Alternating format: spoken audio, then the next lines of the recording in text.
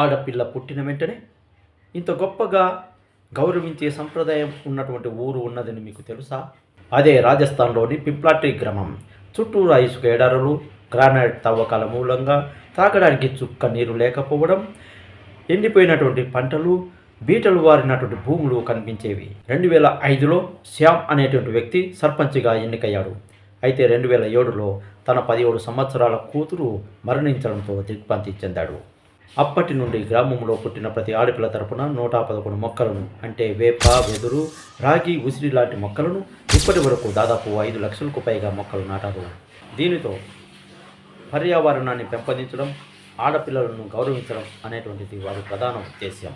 అంతేకాకుండా ఆడపిల్లలు పుట్టిన వెంటనే తల్లిదండ్రుల నుంచి 21,000 రూపాయలు, గ్రామ కమ్యూనిటీ తరపున 10,000 రూపాయలు, మొత్తం 31,000 రూపాయలు జమ చేసి ఆడపిల్లలకు లీగల్గా మ్యారేజ్ అయ్యేంత వరకు ఫిక్స్డ్ డిపాజిట్ చేస్తారు. ఇటువంటి గొప్ప ఆదర్శాలు ఉన్నటువంటి గ్రామం పైన మీ అభిప్రాయాన్ని కామెంట్ రూపంలో తెలియజేయండి.